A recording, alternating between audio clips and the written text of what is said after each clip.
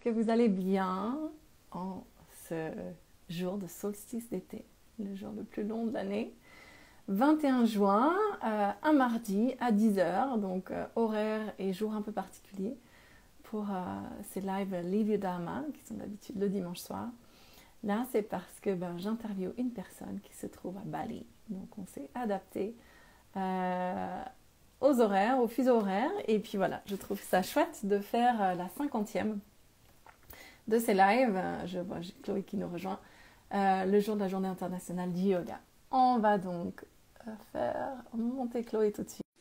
Et je me réjouis d'avoir cette conversation avec elle.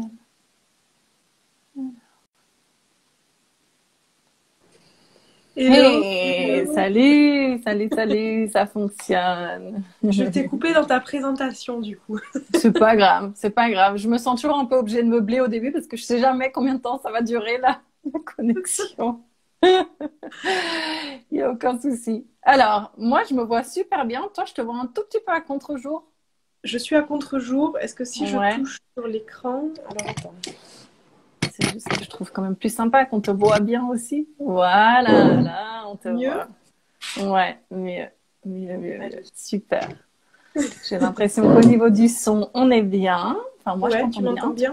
Ouais. Sinon, je mets mes écouteurs. C'est bon pour toi? Non, c'est bon. Ouais, je les ai mis par réflexe, mais en général, on m'entend bien. Bon, écoute, génial. Je me réjouis d'avoir enfin cette conversation qu'on a prévue depuis un petit moment. En plus, comme tu disais, ce jour un petit peu spécial. Ouais. Yoga, ça tombe pile poil finalement. C'est ça. Ouais, et c'est la journée internationale du yoga, c'est le solstice d'été, et c'est le 50e épisode de ces lives que j'ai commencé en octobre, je crois.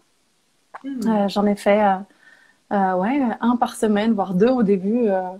Bref, en tout cas, ça a été une belle aventure pour moi. Je fais une petite pause pendant l'été, donc voilà, je suis ravie de clore ce premier chapitre avec toi. Parfait. Ouais. Alors, du coup, je vais commencer. Je commence simplement pour ceux de ma communauté qui viennent là sur ce live. Oui. J'aimerais que toi, tu te présentes déjà en début, juste pour qu'ils te connaissent et te disent c'est qui cette jeune dame qui interviewe Chloé. Juste voilà. Tu vois, ça c'est la première fois qu'on me le fait, qu'on me demande moi c'est moi qui pose les questions d'habitude. Oui, écoute, avec plaisir. Donc moi je m'appelle Perrine. J'ai 42 ans, je suis maman, je suis une femme très épanouie dans ce que je fais aujourd'hui. Ça n'a pas toujours été le cas. J'ai travaillé pendant longtemps dans le marketing, notamment dans le monde des cosmétiques à New York, et où je me cherchais beaucoup. Et j'ai fait plein de choses. J'ai changé de poste, j'ai changé d'entreprise, j'ai changé de pays, voilà, jusqu'au jour où j'ai tout envoyé balader. Et je suis partie en Inde pendant 6 mois toute seule. Et je pratiquais le yoga. J'ai commencé à pratiquer le yoga quand j'étais en Inde. Non, pas du tout, quand je vivais à New York. Et voilà, en étant en Inde, je me suis dit, tiens, je vais faire une formation sans savoir du tout ce que j'allais en faire. C'était avant tout pour moi. Et puis en fait, c'était la première fois que je me sentais au bon endroit, au bon moment, que je me nourrissais vraiment de chaque seconde. Et c'était juste une sensation magique. Et voilà, et du coup, à partir de là, j'ai commencé à enseigner. Je me suis mariée, j'ai eu des enfants. J'ai continué à me former parce que ça me nourrissait tellement, cette philosophie du yoga. Je sais que toi aussi, la philosophie au-delà des postures, c'est quelque chose qui te parle. Et voilà, et puis et pour la petite histoire, ce qui m'a permis d'oser faire le saut de tout lâcher, c'est un voyage avec un coach qui vit à Los Angeles, qui n'est pas américain. Son papa est ghanéen, sa mère est japonaise, et il organise des voyages à Bali. Donc, j'ai fait un séjour avec lui, il s'appelle Kut Blackson, à Bali en 2012, je crois. Non, 2011, je ne sais plus, bref. Et voilà, et c'est vraiment grâce à tout ce que j'ai découvert aussi, en fait, à travers le coaching et cette ouverture d'esprit qui m'a apporté par rapport à ma compréhension de la vie. Et voilà, et du coup, je me suis formée là récemment aussi au coaching. Et donc aujourd'hui, j'accompagne des personnes à travers le yoga et à travers le coaching. Et tout particulièrement autour de cette thématique du dharma, qui est une thématique donc, qu'on retrouve dans les textes de philosophie yogique, et qui a plusieurs significations, mais celle qui m'intéresse tout particulièrement, c'est celle qu'on traduit habituellement par mission de vie, mission d'âme, chemin de vie. La traduction jusque-là que j'ai préférée en termes de mots, parce que tout ça, ça reste des mots, c'est chemin d'accomplissement, parce qu'il y a vraiment cette notion de se sentir accompli, et puis une notion de contribution au monde aussi, donc d'un accomplissement à une échelle plus large. Mais comme je disais, tout ça, ça reste des mots, et moi, le terme de mission, il m'a très longtemps mis la pression. Je sentais que j'étais là pour quelque chose, mais je ne savais pas pourquoi. Et puis, mission, je pensais que ça voulait dire aller sauver des enfants à l'autre bout du monde ou écrire des best-sellers ou des choses comme ça. Et ce n'était pas forcément ce vers quoi j'étais appelée. Donc, j'étais un peu confuse par rapport à tout ça. Et jusqu'au jour où j'ai compris que ça voulait tout simplement dire vivre, être soi, en fait, pleinement, en cohérence avec nous-mêmes. Vivre depuis l'espace du cœur, suivre les élans en fait du corps, tu vois, chaque fois j'ai le corps qui fait ça, et ça c'est vraiment le yoga qui m'a appris à suivre et à reconnaître ces élans du corps, même quand la tête fait non mais t'es sûr, mais non mais c'est dangereux, non mais va pas là, puis t'as tout ton corps qui fait ça. Et maintenant j'ai appris qu'il faut suivre ça. Et l'inverse, quand il y a tout sur papier, tu sais, qui sonne super bien, puis à l'intérieur c'est très très subtil, mais il y a une petite contraction comme ça. Et j'ai appris aussi que ça, en général, c'est le corps qui sait que tu peux y aller. Il n'y a pas de bon ou mauvais chemin, mais il y aura sans doute un apprentissage qui sera peut-être un peu moins confortable que si tu avais suivi un autre chemin. Même vraiment, tout en maintenant gardant en tête qu'il n'y a pas de bon ou mauvais chemin. Il n'y a que des apprentissages, que la vie est juste une grande école. Voilà, dans les grandes lignes. Avec plaisir. Du coup, voilà, ça me permet de faire cette petite introduction sur ce thème du dharma. Et juste pour revenir à ces interviews, justement, donc je me suis dit, ok, super, j'ai envie d'accompagner des personnes à vivre leur dharma, mais ce thème de dharma aussi, moi, il me parle parce que, voilà, avec mes années de pratique du yoga, etc. Mais comment je pourrais l'expliquer au-delà de ces mots, parce que pareil, mission, âme, ça parle pas forcément à tout le monde. Et un jour, tu sais, éclair, voilà, je vais interviewer des personnes, on va raconter des histoires, des parcours de vie. Et comme ça va permettre de montrer que il y a autant de dharma que d'êtres humains sur Terre, que c'est possible pour tout le monde, que souvent, pour réussir à se reconnecter à soi, la vie nous met face à certaines épreuves et que c'est pas toujours confortable. Mais je reste convaincue que ces épreuves, elles sont là pour nous renforcer et pour nous permettre justement de mieux nous connaître et de réaliser à quel point en général on a toutes les ressources en nous pour faire face à ce à quoi on va être confronté ou que la vie va nous présenter. Et donc ça, on va revenir du coup sur cette thématique par rapport à toi, à ton parcours. Et que souvent, quand on a traversé cette période de vie avec ces épreuves, et ça ne veut pas dire qu'il n'y a plus d'épreuves après, mais quand on comprend qui on est et qu'on s'aligne, on se met dans ce flot de la vie, là, il y a quand même toute la magie qui se met à opérer et les synchronicités et les rencontres et les projets. Voilà. Et ce qui est très, très rigolo, c'est que moi, j'en ai souvent des synchronicités, mais j'en ai vraiment quelques-unes qui sont hyper fortes que j'ai racontées dans le premier épisode en fait que j'ai fait. Je raconte un peu mon parcours. Et donc, c'est une question que je pose souvent dans ces interviews, et quasiment toutes les personnes que j'ai interviewées me regardent et me disent en fait, il y en a tout le temps des synchronicités, c'est mon quotidien, tu vois. Et c'est là où je me dis, génial, en fait, j'ai interviewé les bonnes personnes qui vivent vraiment leur dharma, puisque, c'est ça, en fait. C'est vraiment cette notion de fluidité, de chemin, et de magie et de co-création avec la vie. Voilà. D'accord, c'est bien. Alors, du coup, pour les personnes qui viennent de mon côté, est-ce que toi aussi, tu pourrais nous dire qui tu es, Chloé? Eh bien, je suis donc, oui, Chloé, j'ai 34 ans. Professeur de yoga est aujourd'hui ma deuxième mission, mon deuxième dharma, on va dire, ma seconde vie. Avant ça, j'étais infirmière pendant 10 ans, où j'ai fait tout ce qui est urgence, réanimation. Vol, j'étais beaucoup dans les avions, je voyageais énormément parce que j'étais infirmière de rapatriement sanitaire. J'ai commencé déjà ma vie assez cool, on va dire. Je vivais en Nouvelle-Calédonie, sur les îles. Et donc, je voyageais beaucoup autour de l'Australie, la Nouvelle-Zélande, Fidji, tout ça, où je ramenais les patients et je faisais ça. Après ça, j'ai acheté mon cabinet d'infirmier libéral. Comme ça, j'avais déjà ce goût d'être indépendante et d'être mon propre patron.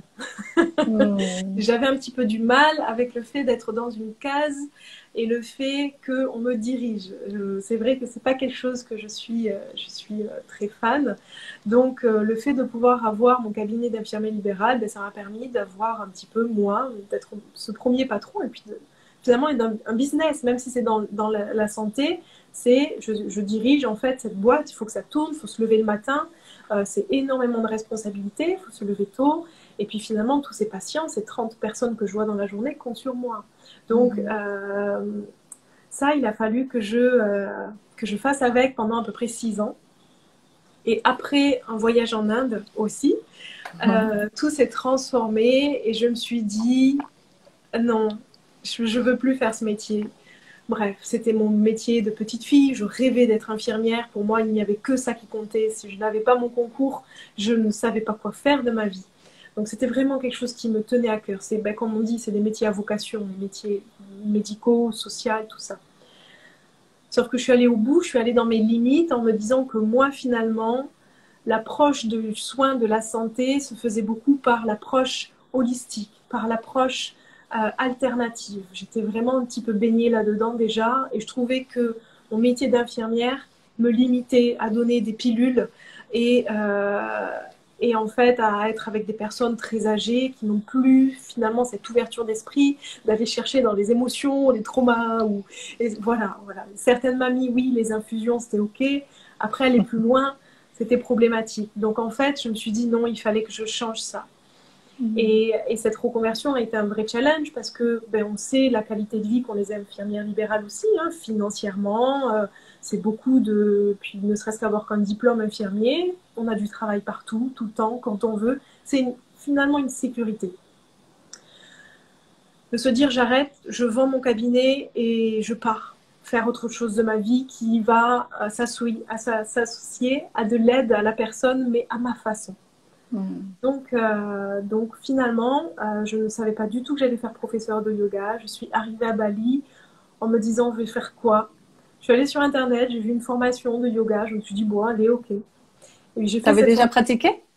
Tu pratiquais je faisais un peu le mardi, le jeudi, mais je n'avais aucune connaissance de la philosophie. Moi, finalement, le développement personnel, les émotions, je le faisais moi de mon côté avec un travail sur moi-même. Mais c'est vrai que je n'avais jamais vraiment appris ou compris la philosophie du yoga. Je faisais ça comme un sport le mardi soir et le jeudi soir, quoi. Mais en étant dans cette formation, finalement, j'ai compris, je l'ai senti, je l'ai vécu. En fait, je l'ai vécu, le yoga. Je l'ai intégré. Et cette intégration du yoga a complètement changé tout mon état d'esprit par rapport au yoga, ma vie. Tout s'est illuminé. Et après, bon, ben, ça a été boule de neige. Donc, voilà, deuxième mission de vie. Ça m'a apporté tellement du bonheur qu'aujourd'hui, je veux le partager. Merci déjà pour tout ça. C'est tellement inspirant. Moi, j'adore les histoires, les parcours de vie, les personnes qui osent, en fait. Osent écouter vraiment les appels, les élans du cœur et lâcher des choses qui sont confortables sans forcément savoir ce qu'il y a derrière. C'est super inspirant et je pense que si on osait tous faire ça, et ben on s'inspirait et on créerait cet énorme cercle vertueux et le monde serait sans doute différent et je suis convaincue qu'on va vers là. Donc je dis pas ça en disant oh non, au contraire, je suis convaincue que c'est vers là qu'on va et que dans quelques temps, je ne sais pas à quelle échelle de temps, mais le monde sera complètement différent. Alors, ce que j'aime bien poser comme question après la présentation, et tu y as déjà partiellement répondu, c'est en fait vraiment comprendre pourquoi tu fais ce que tu fais. Parce que le dharma, en fait, ça va vraiment être ça. C'est l'essence derrière ce qu'on fait. C'est qu'est-ce qui nous anime, en fait, dans ce qu'on fait et dans ce qu'on est. Parce que finalement, on se définit souvent à travers ce qu'on fait. Mais on est avant de faire. Et finalement, le dharma, il s'infuse dans tout ça. Donc, tu l'as déjà dit, il y avait quelque chose en toi de l'ordre de la vocation, d'accompagner, de soigner. Et c'est hyper intéressant justement de comprendre que c'est cette essence qui est à l'origine de tout ça et que au cours de notre vie, ça va prendre différentes formes.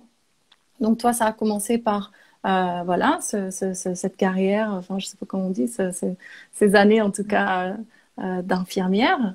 Et puis ça a évolué vers le monde du yoga, mais finalement, si tu regardes bien, l'essence derrière tout ça, c'est la même en fait. C'est l'envie de soigner, d'accompagner. Donc ça, c'est dans mes mots. Mais toi, comment tu définirais ça, ouais? Ouais, t'as dit que tu te levais le matin, voilà, tu savais pourquoi. Comment tu le définirais, ce pourquoi? C'est vrai que je pense que c'est là où c'est beau, c'est qu'on est tellement tous différents et que ce qui nous anime est différent. Moi, ce qui m'anime, c'est la passion. Et c'est d'avoir les étoiles dans les yeux. Ça, depuis toute petite, j'ai toujours été quelqu'un comme ça, qui a besoin de vibrer. J'ai besoin de vibrer, j'ai besoin de choses qui m'appellent. Et c'est vrai que de me lever le matin, comme tu dis, et d'aimer ce que je vais faire, et d'aimer ma journée, c'était plus fort que de me lever le matin fatiguée en me disant « Oh, faut que j'aille travailler ». Ma passion et mon amour de la vie et de la découverte étaient plus fortes finalement que ça. Donc, je pense que c'est ça souvent le problème, c'est de savoir où est, qu'est-ce qui prend le dessus dans notre vie en fait. Ouais. Est-ce que finalement c'est la zone de confort? Moi, ce qui a pris le dessus, ça a été c'est ce goût de l'aventure. Mais c'est toujours pareil, ça va dépendre des personnalités. Ça, c'est ma personnalité. Je suis quelqu'un qui aime sortir de ma zone de confort, qui aime me mettre en difficulté, qui est casse-cou, qui part à l'autre bout du monde pour expérimenter des choses. On n'a pas tous besoin de faire ça. Hein. On n'a pas tous besoin de changer de métier pour avoir son dharma ou d'être passionné par ce qu'on fait. C'est simplement de... Voilà, moi, c'est s'écouter. Ouais, c'est s'écouter, de se dire qu'est-ce qui est fort pour toi aujourd'hui et d'y aller, d'aller au bout. Ouais. Ouais, et ce qui revient souvent dans ces interviews, c'est que c'est très simple, tu vois, on pourrait se dire, bah oui, apprendre à se connaître et faire ce qui nous fait vibrer, c'est très simple dans l'absolu. Mais en même temps, on nous éduque tellement pas à ça depuis notre enfance. Et au contraire, on nous met un peu dans des cases et on favorise le côté sécurité au-delà du côté, voilà, qu'est-ce qui te passionne et que on nous habitue vraiment à faire les choix raisonnables qui font que ouais, c'est des choix sans vie et sans magie et pour le coup, pour avoir aussi pris des décisions fortes et fait des changements. Et comme tu le dis, moi, il se trouve que c'est aussi passé par vivre à l'étranger, tout plaquer, tout ça, mais c'est pas forcément le cas pour tout le monde. Mais en tout cas, s'autoriser à faire des choix du cœur, même si au niveau de la tête, on se dit, je sais pas vers quoi je vais, mais je sens qu'il faut que j'y aille. Et ben c'est là où justement la vie nous soutient en fait, la vie, l'univers, quel que soit le terme qui vous parle. Mais que si on reste dans ces choix qui sont vraiment uniquement guidés par le mental et l'ego, qui est là pour nous protéger, hein, il veut juste nous maintenir dans notre petite zone de confort. Encore une fois, c'est pas du tout un jugement de valeur quand je dis ça. Et puis notre société est construite comme ça, donc quelque part, à moins de s'autoriser à s'extraire. Et je pense que petite parenthèse, quand on vit à l'étranger, c'est vrai que peut-être c'est un petit peu plus facile de s'extraire et de prendre du recul tout simplement sur notre culture et notre façon de fonctionner à l'échelle d'un pays ou d'un continent. Mais voilà, quand on s'extrait et puis qu'on voit ce qui se fait dans notre pays, on se dit « Ah, mais en fait, tiens, je pourrais vivre ma vie un peu différemment. » Et voilà, et de suivre plus quelque chose d'instinctif au niveau du ressenti. Et, et voilà, et honnêtement, enfin, j'imagine que tu en as plein aussi de synchronicité et on y reviendra. Mais la vie est vraiment magique, quoi, quand on s'autorise à vivre depuis cet espace-là. Ouais. Euh, Et c'est ça Vas-y. finalement, tu l'as dit et je le répète parce que c'était très vrai. Et c'est pour ça le yoga, en fait, finalement, c'est un petit rappel, c'est que là, aujourd'hui, c'est le corps qu'il faut écouter.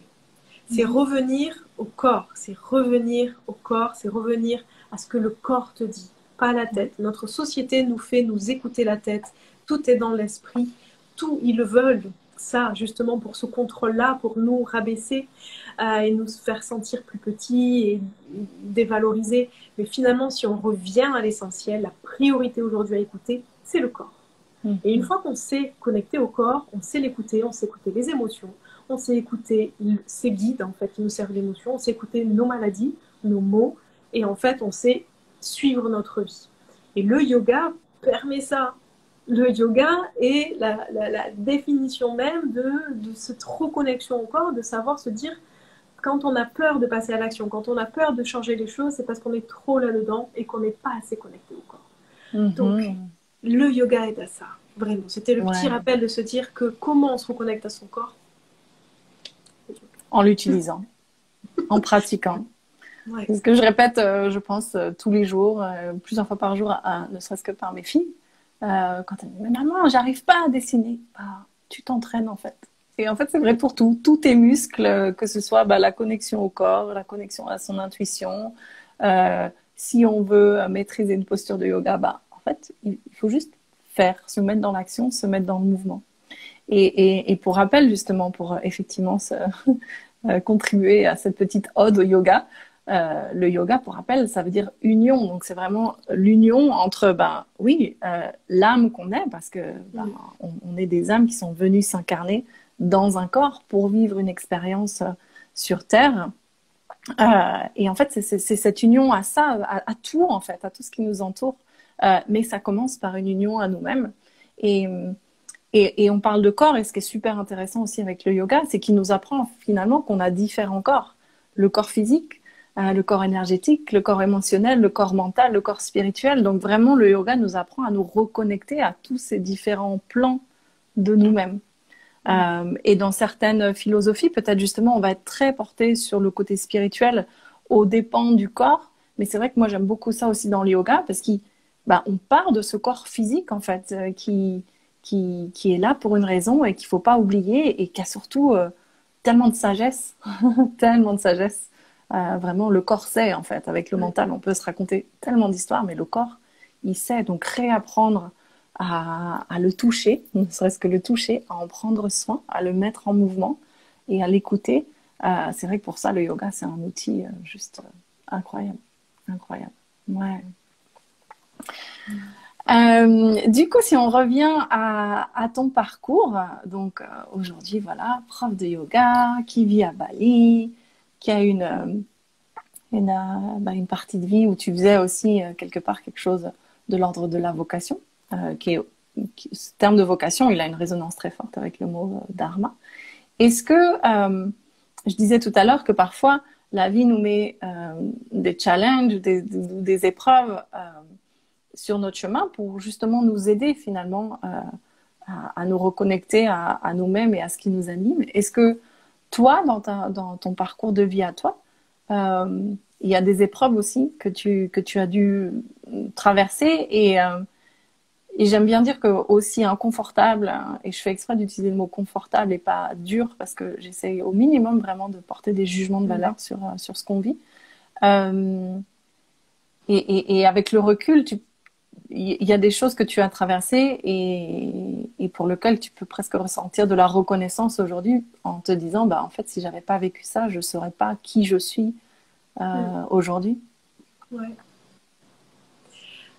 Y en a 3 qui me viennent à l'idée, qui m'ont vraiment, qui ont mis qui étaient mes challenges, on va dire.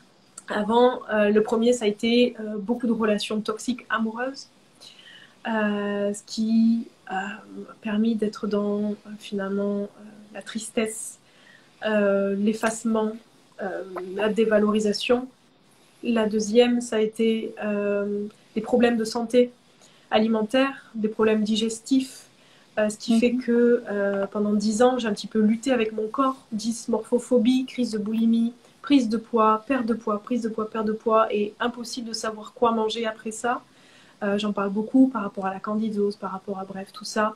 Donc ça a été un gros challenge qui m'a amené aujourd'hui là. Et un autre gros challenge de ma vie, c'est que je suis à la base quelqu'un de très timide. Pour moi, parler devant une personne, je ne pouvais pas parler devant une personne sans rougir. J'avais l'impression que ma voix ne pouvait pas vraiment intéresser quelqu'un. Donc c'est vrai que la personne que je suis aujourd'hui, si vous m'aviez connue il y a 10 ans, voilà. Donc ça, c'était un gros challenge. Ces 3 choses où j'ai appris, évolué, qui m'emmenaient aujourd'hui qui je suis devant toi, tout le monde. Ouais. Enseigner ça. Ouais, merci de partager ça parce que c'est un très bon point ce que tu dis, tu vois, quand on est là comme ça sur les réseaux sociaux, à parler et avoir l'air super à l'aise, de rappeler que ça n'a pas forcément été le cas et ça résonne fort parce que moi c'est pareil, j'étais quelqu'un de très timide et sur mes bulletins de scolaire, j'avais des bons résultats mais ne parle pas assez, c'était le truc qui revenait tout le temps. Et je rebondis là-dessus parce que justement, quand on se connecte de plus en plus à nous-mêmes et quand on fait ses choix et qu'on se lance à corps perdu dans certaines choses en faisant juste confiance à la vie et puis que le filet apparaît, ou j'aime bien dire les ailes poussent, et finalement tout ça, ça contribue à nous donner confiance petit à petit, et en nous et en la vie. Et du coup, de pouvoir nous assumer de plus en plus et d'oser porter notre voix. Nous, ça se passe sur les réseaux sociaux, mais encore une fois, l'idée, c'est pas de dire faites comme nous, c'est ça la vérité, pas du tout. C'est juste de vous écouter et peut-être que ça peut être juste, tu vois, d'être pleinement vous-même quand vous êtes à la sortie de l'école et de parler avec les mamans qui attendent leurs enfants là. Enfin, voilà. Mais en tout cas, ouais, et puis de faire, de prendre le temps de justement tu sais, on peut repasser le film de la vie et de reprendre toutes ces épreuves qu'on a parcourues, enfin qu'on a traversées plutôt, et souvent on peut même créer des liens ou voir des liens, et ça peut être intéressant pour les personnes qui se disent, ok, mais moi je sais pas du tout, vous me parlez de dharma là, d'être en phase, mais je sais pas ce que je veux, ça peut être intéressant d'aller explorer tout ce qui a été vécu jusque-là. Et il y a peut-être des thématiques qui vont ressortir. Et voilà, tout ce qu'on vit nous permet finalement d'être un peu plus en phase avec nous-mêmes et avec notre dharma. Donc voilà, pas hésiter à aller creuser de ce côté-là. Même si dans les accompagnements que je propose et dans le coaching de manière générale, l'idée, c'est pas du tout de la psychothérapie et d'aller gratter complètement dans le passé et de rester.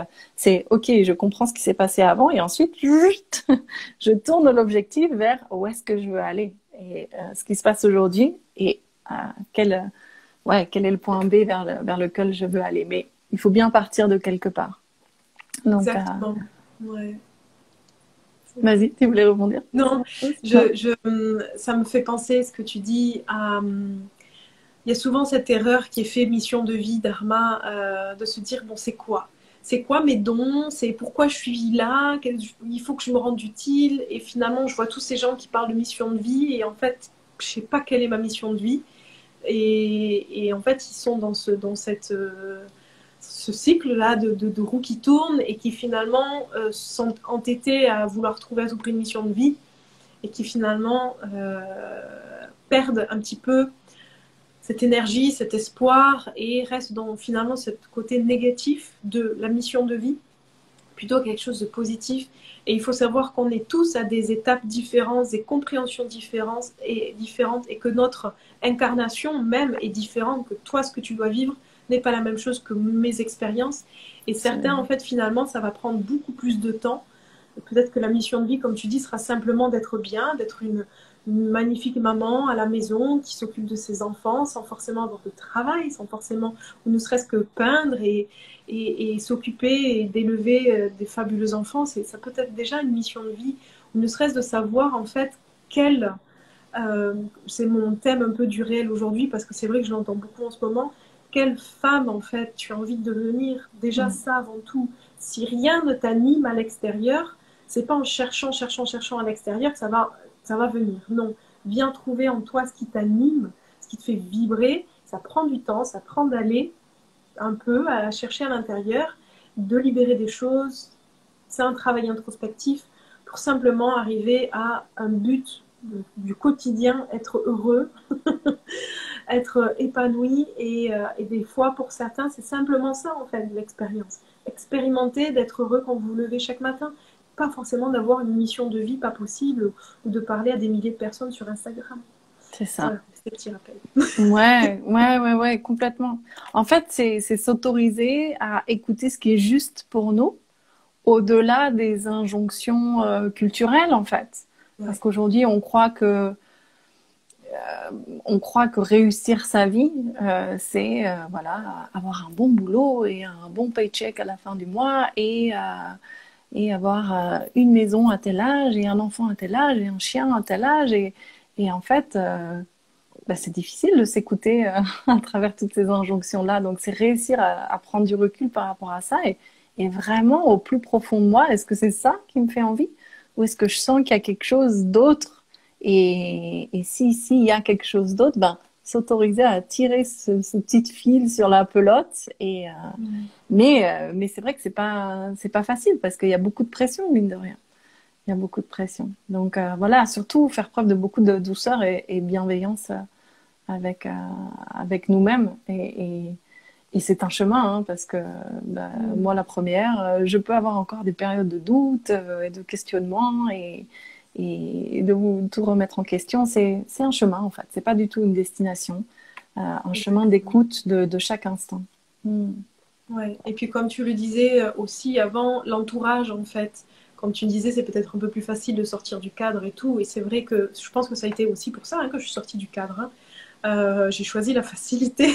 Pour moi, partir à l'étranger, il n'y a rien de plus facile pour justement m'émanciper et sortir du cadre. Mais je pense que ne serait-ce que sortir du cadre, des fois un petit peu trop négatif autour de soi, surtout quand on veut changer, quand on veut aller dans l'introspection, dans tout ça. Parce que souvent, les autres ont tendance à un petit peu donner leur peur, à transposer leur peur. Et c'est vrai que je voudrais vraiment faire prendre conscience que si vous parlez à quelqu'un et que vous sentez que finalement le message n'est pas entendu, n'est pas écouté, et que la seule transmission qu'il y a, c'est leur peur, leur propre peur, mais non, mon Dieu, mais quelle idée, ne fais pas ça et tout ça, tu sais que tu t'adresses pas à la bonne personne. Généralement, une personne qui écoute, une personne va t'encourager, une personne va croire en toi, et cette confiance va nourrir, parce que tu peux aller n'importe où et faire tout ce que tu veux. Si tu as la foi et la confiance en toi, c'est inébranlable. Donc en fait, finalement, l'entourage et de savoir à qui on parle et qui on écoute, très important, surtout quand il s'agit de mission de vie, de passion, d'écoute de son corps, en fait, pour pas que, hop, on revienne dans le mental. Et oui, ouais, complètement. Et c'est vrai que si on s'exprime, on exprime tous ces questionnements, ces prises de conscience à des personnes qui sont dans ce même schéma sociétal que je viens d'évoquer, c'est vrai qu'il y a de fortes chances qu'ils vont pas forcément comprendre. C'est un très bon point, en fait, de garder en tête que parfois nos proches sont pas forcément les personnes qui seront le plus à même de nous accompagner dans ces prises de conscience. Et c'est OK, en fait. Encore une fois, c'est pas du jugement de valeur. C'est juste que on vient parfois les mettre face à leur projection, comme tu disais, de peur et de choses comme ça. Et que voilà, que oui, s'entourer de personnes qui vont nous booster et nous aider à cultiver cette confiance et cette foi en nous-mêmes et en la vie, c'est super important. Ouais, je suis complètement d'accord avec toi. Du coup, est-ce que toi, il y a des rencontres dans ta vie qui ont été déterminantes, soit des personnes qui t'ont inspiré ou tu as parlé aussi de relations qui ont été toxiques, donc ça aussi, quelque part, aussi toxique soit-elle, ça t'a permis, j'imagine, de comprendre ce que tu souhaitais plus ou pas dans ta vie. Mais voilà, est-ce qu'il y a des personnes qui ont été clés sur ce chemin de ton dharma, dans un sens comme dans l'autre finalement? En fait, j'ai envie de dire toutes les personnes que j'ai rencontrées dans ma vie m'ont aidée. Que ce soit de mes parents, à mes professeurs qui m'ont dit que j'étais nulle, bon à rien et que j'irai jamais nulle part si je continuais comme ça. Ok, très bien. Tu vois, Hello. de ces mecs, de toutes ces trahisons, de toute cette jalousie, de tous, des merveilleux amis que j'ai rencontrés derrière et de ces gens, que ce soit ne serait-ce que quelqu'un dans un chemin qui dit « Oh, moi je suis bon pour le web design, ah, ok, bien. » En fait, finalement, toute rencontre pour moi a été très belle, que ce soit dans mes meilleurs amis, que ce soit dans mes relations toxiques, que ce soit avec mes parents, que ce soit aujourd'hui avec mon chéri, que ce soit... En fait, oui, c'est sûr qu'il y en a qui sont plus impactantes que d'autres parce que généralement, on va retenir toujours les extrêmes, le pire enfoiré, de pervers narcissique et la meilleure amie ou la maman qui m'a encouragée, qui a cru en moi. Donc c'est vrai que bon, il y a toujours ces personnes-là, mais au final, toutes les personnes qu'on a dans notre vie sont nos enseignants et nous poussent toujours à guider nos chemins, de se dire là, non, non, pas là, non, pas là, pas là. Là. Donc c'est vrai que j'ai envie de dire tout. Ouais. Ouais. Oui, merci pour ce rappel et ça m'évoque une personne que j'avais rencontrée qui avait utilisé cette image que j'adore, qui disait que la vie finalement c'était comme une grande pièce de théâtre, tu vois, ou comme un film dont on est à la fois l'acteur et le directeur, enfin ou le metteur en scène, comment on appelle ça, au réalisateur, voilà, et que du coup, à chaque fois que tu rencontres quelqu'un, tu peux te dire, mais en fait, pourquoi j'ai embauché cette personne? Pourquoi j'ai embauché cet acteur-là? Qu'est-ce qu'il a à m'apprendre? Qu'est-ce qu'il a à me faire comprendre? Et bon, encore une fois, hein, c'est pas toujours facile à faire à l'instant T quand t'es super ouais, agacé par un comportement ou quelque chose comme ça, mais quand la charge émotionnelle justement est retombée et que tu as un peu de temps pour toi pour contempler ce qui s'est passé, ça peut être vraiment intéressant justement et mettre un peu de facilité à mettre de la distance pour se dire pourquoi j'ai engagé cet acteur-là. Qu'est-ce qu'il avait à apporter dans le film de ma vie. Ouais. Voilà. Si ça peut être un outil pour les personnes qui nous écoutent, moi en tout cas je trouve ça super puissant. Du coup, bah, tu nous as déjà partagé le fait que finalement, en tout cas de ce que j'ai compris, une fois que toi finalement tu as toujours un peu eu cette capacité à suivre l'appel de ta passion et de tes élans.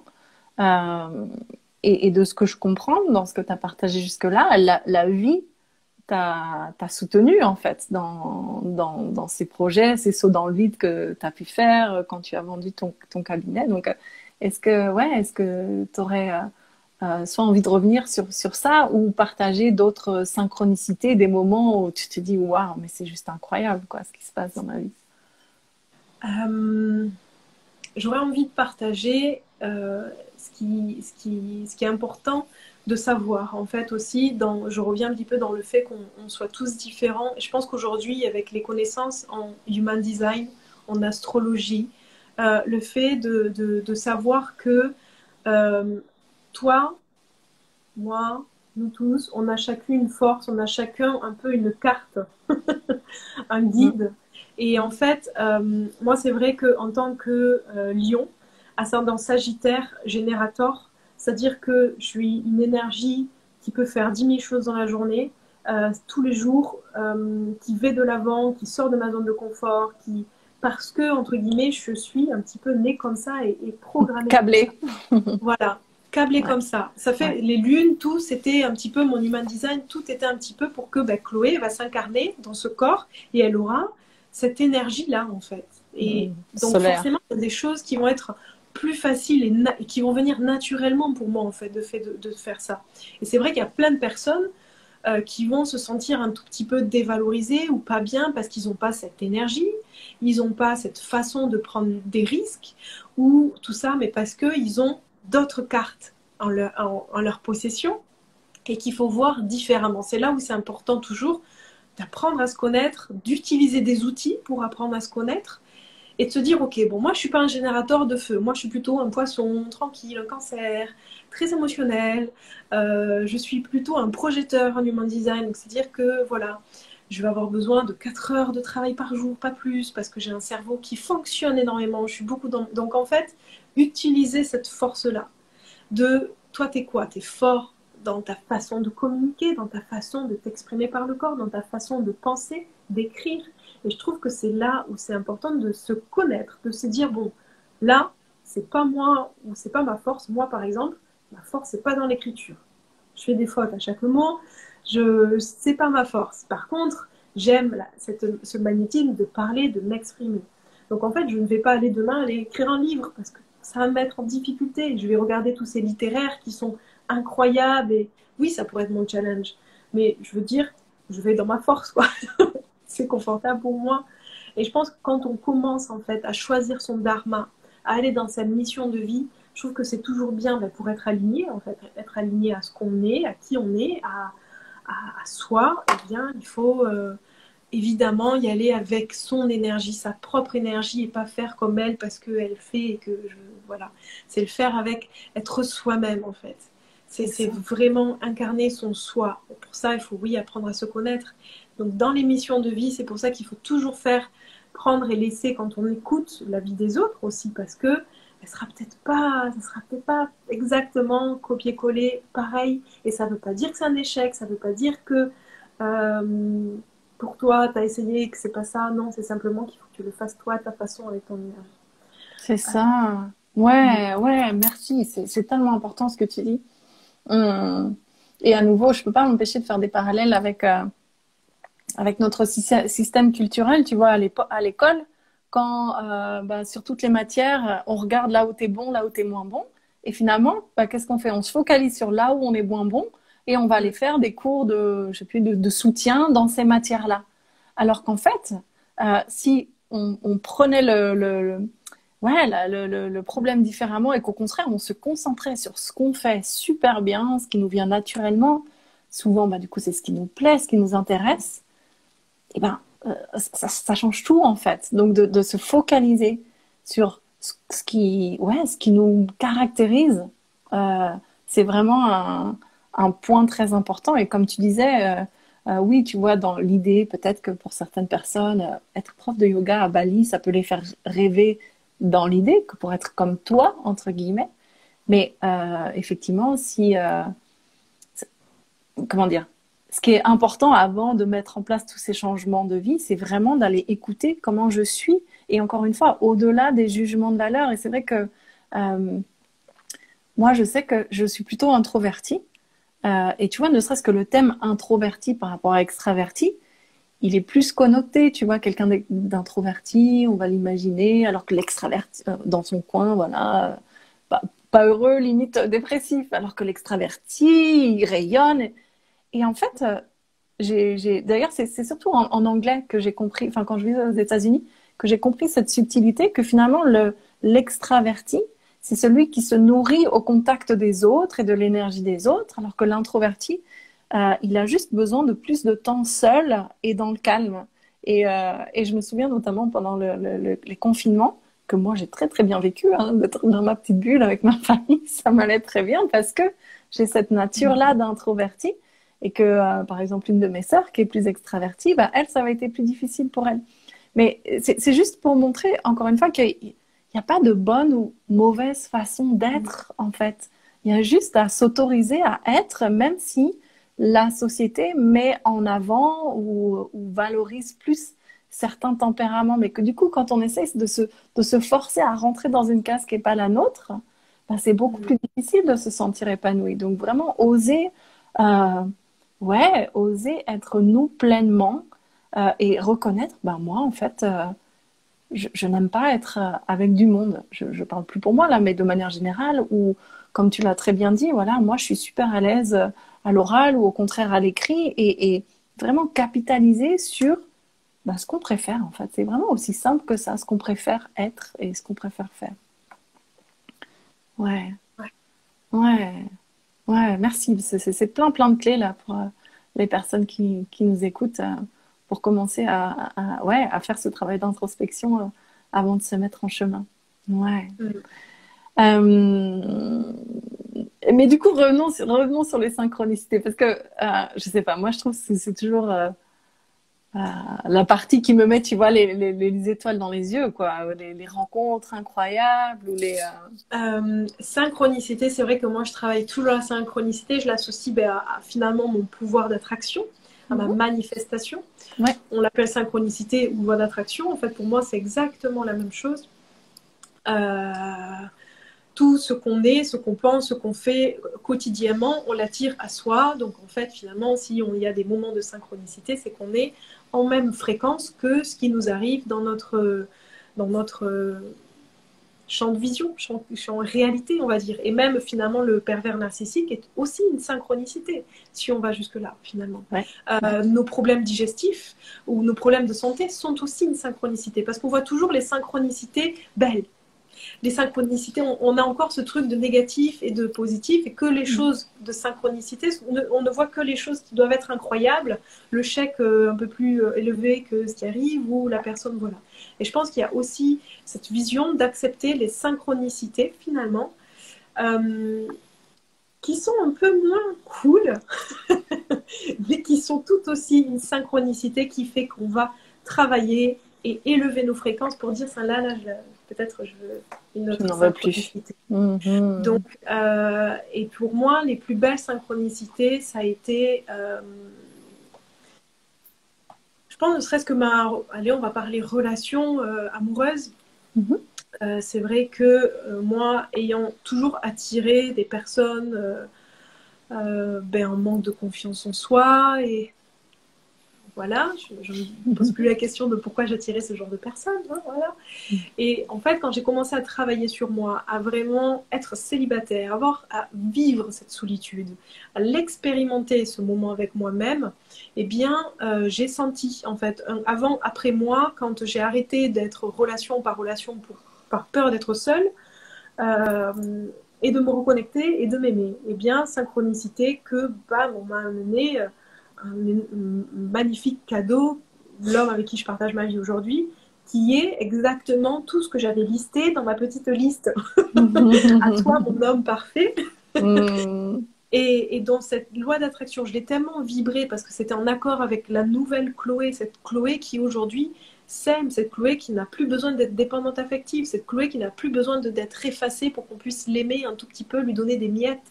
Donc en fait, cette Chloé qui s'assume, cette femme, ce sacré qui avait à l'intérieur de moi installé, eh bien, a attiré cette belle synchronicité du vrai amour en fait, de la vraie relation, saine, équilibrée, stable. Pourquoi? Parce que je l'étais en moi.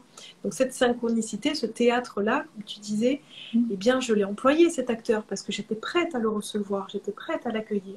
J'aurais pu peut-être l'accueillir 2 ans avant, mais je n'aurais pas été cette Chloé, et peut-être cet acteur aurait disparu de mon champ parce que les fréquences auraient été trop différentes. Donc en fait, comme ça a été en permanence dans toute ma vie, toutes les synchronicités des échecs, je voulais ouvrir un centre de bien-être et finalement tout est tombé à l'eau. Et en fait, parce que ça ne devait pas être ça, pas pour le moment. Donc pour moi, ça a été le plus beau cadeau de synchronicité, que finalement mon rêve de venir à Bali, d'ouvrir un centre de bien-être, de yoga, de transformation, d'investir là-dedans, je l'ai vécu comme un échec en me disant mais qu'est-ce que je vais faire à Bali? Et j'ai envie de dire aujourd'hui, Dieu merci, Covid est arrivé après, je ne sais pas comment j'aurais fait avec ce centre et des crédits sur le dos. Voilà, donc en fait c'est là aussi, c'est pour ça qu'il y a des synchronicités qui peuvent être perçues dures, avec de l'émotionnel triste, négatif, alors qu'ils sont très très belles synchronicités. Ouais. C'est vrai que ce changement de prise de vue par rapport à ce qui nous arrive et d'être dans l'acceptation. Enfin, tout ça est toujours une danse, en fait, entre à la fois être connecté à nous-mêmes, je dis souvent du coup, se mettre dans l'action, des actions inspirées, en fait, justement, alignées, et ensuite de voir comment la vie répond. Mais effectivement, si la vie répond et fait en sorte que le projet foire, c'est juste que ça devait pas se faire, en fait. Ou pas maintenant. Après, il y a toute la notion de timing, en fait, divin. Et comme tu l'as dit, parfois les choses se font pas ou la rencontre se fait pas parce qu'on n'était pas prêt et que tout d'un coup, quand on est prêt, bouf, tu sais, c'est comme si clic, ça s'enclenche et là, ça fonctionne. Et moi, j'ai même des exemples, tu vois, dans mes relations amicales, notamment, je pense à une copine qui s'est mariée avec quelqu'un qu'elle avait rencontré sur son lieu de travail à New York et ils se sont rendus compte qu'en fait, ils avaient vécu pendant quelques années dans le même immeuble à New York et qu'ils s'étaient jamais, alors je sais plus s'ils s'étaient peut-être croisés, mais en tout cas, ils se connaissaient pas. Et donc, c'est comme si, tu vois, c'était pas le moment là pour qu'ils se rencontrent. Et puis, ben, quelques années plus tard, ils étaient prêts et là, pouf, ça avait pris et ils se sont mariés. Donc ouais, prendre du recul sur quand les choses se font et se font pas et se dire, bon, ben, c'est que c'est pas le moment ou c'est pas ça. Et ce qui peut aider, c'est se dire, ben, si c'est pas ça, c'est qu'il y a encore mieux après.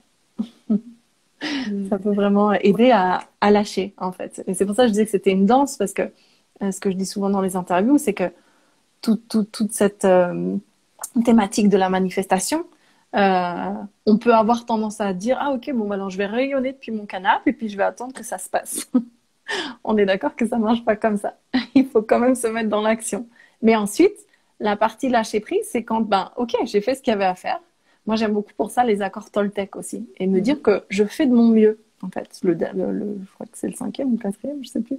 Bref, mais en tout cas, celui de faire de mon mieux et pas dans le sens, je mets la pression. Non, juste, je fais de mon mieux juste parce que c'est tellement bon, en fait, de donner le meilleur de moi-même. Et ensuite, je lâche. Je sais que j'ai fait de mon mieux, je peux pas faire plus. Et puis là, je vois comment la vie répond. Ça prend, génial. Ça prend pas, génial. Ça veut dire qu'il y a autre chose. Ouais. Ah bah dis donc que c'est riche de rappels tout ça. Ouais. Est-ce qu'il y aurait encore un conseil que tu aurais Allez, envie de pour partager? continuer sur cette synchronicité, comme toi tu as fait pour le théâtre, je vais aussi l'imaginer à la vie peut-être. Ça peut parler toujours des images comme ça. Je vois aussi la vie comme un jeu vidéo. Allez, pour moi, vraiment dans ma croyance, je vois la vie comme un jeu vidéo. C'est-à-dire que j'ai cette croyance que tout est déjà écrit. J'ai cette croyance qu'il y a un destin, en fait, et que tout est quand même plus ou moins déjà écrit pour nous quand on incarne notre corps. Par contre, on reste à avoir le libre arbitre. C'est-à-dire que, hop, je suis mon Sims, j'arrive dans mon jeu, et on est libre de faire tout ce qu'on veut. Si je veux décider de sauter du pont 10 fois, eh bien, chaque vie, je vais pouvoir sauter du pont 10 fois. Ça, c'est le libre arbitre. Par contre, si on a notre chemin qui est la fin de ce jeu finalement, eh bien, il va y avoir plein de possibilités. Et le fait, en fait, qu'il y ait ces synchronicités, qu'il y ait ces moments de bonheur, en fait, c'est là où on sent qu'on est en synchronicité, c'est qu'on est heureux, en fait, clairement, qu'on est en joie, que voilà, même s'il y a des embûches et l'arbre qui tombe devant et tout, ça ne doit pas déstabiliser notre joie intérieure et notre socle intérieur. C'est là où on voit à quel point on est stable intérieurement dans nos émotions. Ben, ce jeu, en fait, plus on se rend compte qu'il y a des choses positives qui arrivent, qu'on est dans des émotions positives, plus on sait qu'on est, voilà, notre jeu. S'il y a des choses un peu plus compliquées, peut-être que le plan, on est dans un autre plan qui est pénible, et on rame, et là, ben, c'est l'expérience, et ça ne voudra pas dire qu'on est en train de faire une boucle, peut-être plus grande que ce qui était prévu, mais ça, c'est pas grave. On apprend, on évolue, on associe nos fréquences et petit à petit, ces fréquences arrivent à avoir et plus en fait on travaille sur soi, plus on se développe, plus c'est facile en fait dans un sens de savoir immédiatement non, ça vibre pas avec moi, ça vibra avec moi. Non, là, je suis à une période un petit peu de vide. Ok, je suis en période de vide, j'accepte cette période de vide. Là, ça me met en joie, je continue, j'y vais. Et en fait, c'est là où plus on comprend la vie, plus on comprend comment ça fonctionne, que ce soit la loi d'attraction, que ce soit les émotions, que ce soit tout notre corps, le fonctionnement, plus ça sera... Ça ne veut pas dire qu'il n'y aura plus d'embûches, ça voudra simplement dire que notre façon de voir les choses sera différente, plus légère, moins prise au sérieux, détachée, comme tu disais avant. Et plus la vie sera belle, en fait. Parce que comme tu dis, la vie, elle est belle. La vie, c'est une magnifique danse qu'il faut driver dans ce jeu qui est un petit peu... C'est pour ça, moi, des fois, je me dis, oh, tiens, j'ai déjà vu ça, là, j'ai déjà vu ça, cette situation. Et je l'associe un peu à ce jeu vidéo où tout est un petit peu déjà créé et j'ai l'impression que c'est un petit bug dans la matrice et qu'on me dit, yes, girl, allez, t'es sur le chemin continu. Et... Ouais, j'adore cette image de jeu vidéo. Ouais. Ouais, et cette notion de palier et que bah, si tu fais telle action, ça va t'emmener quelque part et c'est un peu justement dans voilà tout ce qui est développement personnel et spirituel, on peut parler de ligne de temps en fait et que ben selon ce que ben, l'action que tu fais dans ta vie et ben tu vas partir sur une ligne de temps alors que si tu avais fait un autre choix, tu vas partir donc c'est en fait ça paraît très juste comme façon de voir les choses. Et puis j'aime bien parce que ça te remet au cœur de l'équation. Tu vois, plutôt que d'être en mode victime et de blâmer l'extérieur, ben non, en fait, qu'est-ce que je fais, moi? Qu'est-ce que je choisis et puis où est-ce que je veux aller? Euh, voilà, cette notion de responsabilité personnelle aussi qui est importante et on retrouve, tu vois, le lien pour boucler avec le yoga. Dans le yoga, il y a cette notion très forte de discipline, voire si on va plus loin, de dévotion en fait. Mais il y a quelque chose ouais, qui est cadré quand même. Donc pour moi, il y a toujours ce thème de danse qui revient. C'est à la fois le cadre et la fluidité. Et quelque part, ça nous oblige à revenir dans l'instant présent et à sentir ben, ce dont on a besoin dans l'instant T. Donc, ouais, j'aime beaucoup cette image de jeu vidéo. Merci.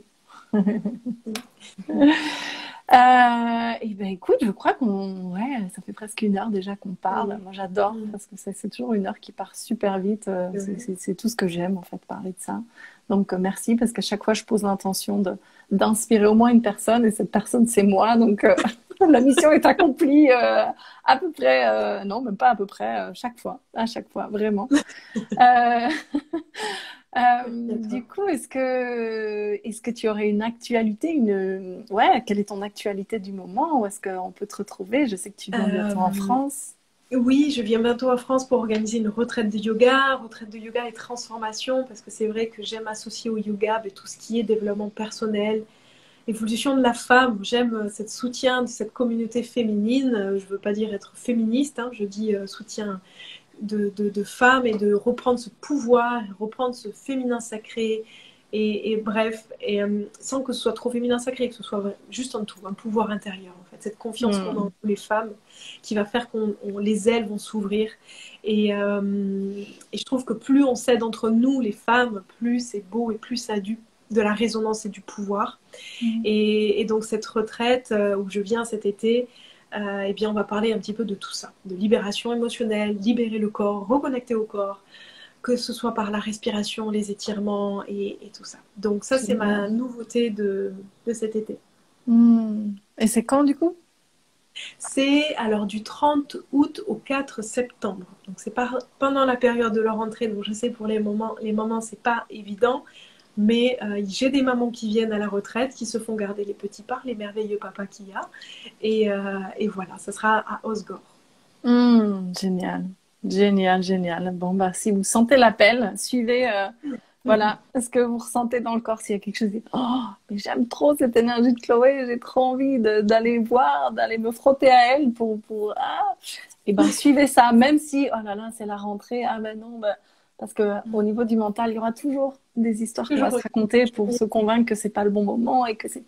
Mais ouais, essayez vraiment de ressentir ce qui se passe dans le corps et de voir si ça vous parle. Génial. Eh ben, écoute, un grand merci, Chloé, pour ton temps et d'avoir accepté mon invitation. C'était vraiment une belle façon de clore ces premiers 50 épisodes. Je pense que je vais reprendre en septembre, mais tu vois, là aussi, je me laisse vraiment porter et guider par ce qui vient. Et si l'envie est là en septembre, je reprendrai. Et si elle n'est pas là, bah, je ne reprendrai pas. Et c'est OK, en fait. Et je sais qu'il y a autre chose qui prendra forme ou pas. Donc, on verra. En tout cas, ouais, un grand merci. Merci aux personnes qui étaient là en direct. Merci à toutes. Le replay sera sur ton profil, ça ? Oui, il sera sur mon profil et je le mets aussi sur YouTube. Donc, s'il y a des personnes qui préfèrent suivre ça sur YouTube, je t'enverrai le lien si ça t'intéresse. Et voilà. Ouais. Merci de ton invitation. Je te souhaite une très belle journée de yoga. À vous tous, pareil. Hein. Ouais. Profitez de cette journée solstice de fête de la musique pour vous étirer, créer du mouvement, vous reconnecter même à la musique, aux vibrations. Ouais, à la joie. On n'a pas parlé de la joie, mais la joie, ça fait clairement partie intégrante de ce à quoi on peut se connecter pour savoir justement ce qui nous appelle. Ouais. Génial. Et très belle journée. Enfin non, toi, c'est la fin de journée. Du coup, il est quelle heure chez toi? 17h. 17h. Ouais. Belle fin d'après-midi. Et puis à très bientôt. Oui, merci encore. Bye. Au revoir tout le monde. Bye.